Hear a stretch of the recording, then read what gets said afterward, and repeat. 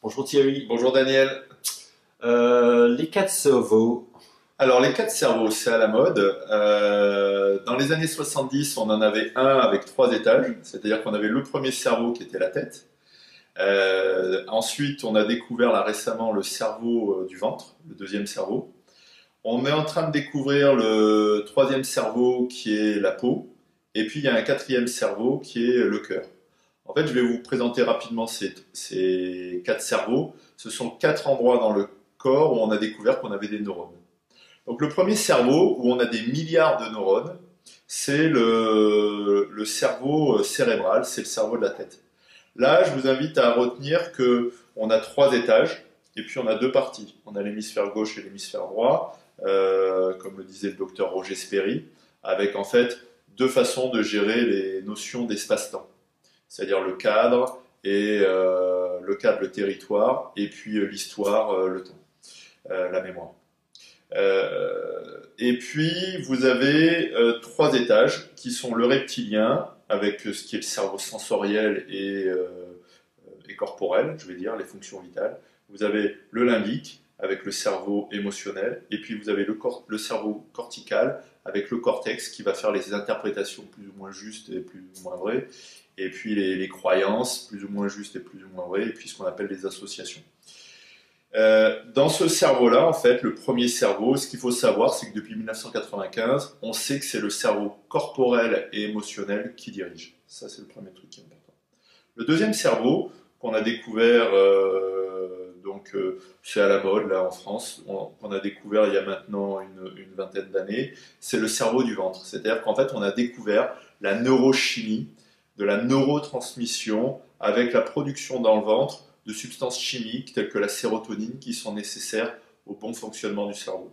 C'est-à-dire qu'en fait, on a découvert que vous Daniel qui êtes dans l'informatique, que le cerveau intestinal, c'est un peu comme un cloud neurochimique qui donne des substances au bon fonctionnement du cerveau.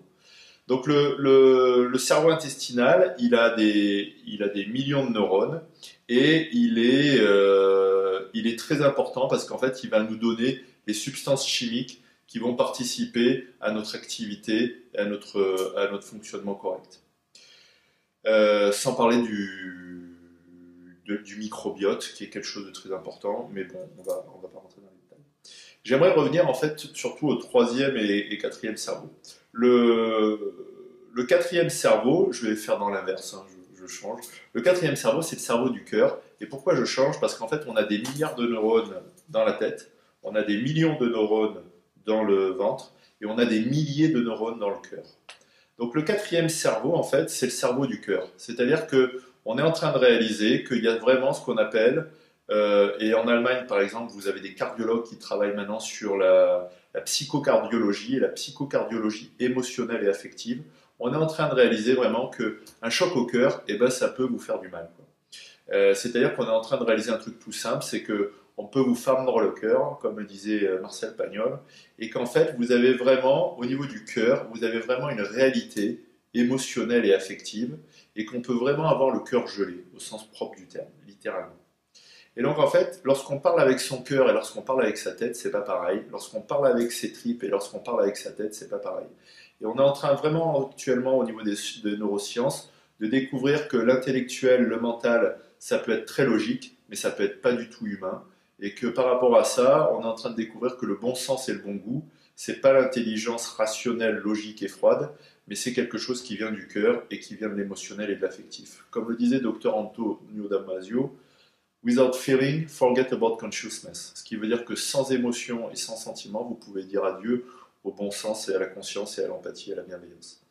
Et donc en fait, on retrouve aussi le travail du docteur Gerhard Ross qui a prouvé en 2012, un docteur allemand, que le bon goût et le bon sens, c'est dans le cortex insulaire, ça n'a rien à voir avec l'intelligence, et c'est simplement une qualité sensorielle, émotionnelle, qui est liée à l'appétit, à l'envie, et qui est liée à la conscience de sentir les choses et d'avoir le bon goût des choses. Et ça, c'est pas de l'intelligence, c'est une sensibilité, c'est une perception qui est vraiment au niveau du corps, au niveau du bon goût, au niveau du bon sens.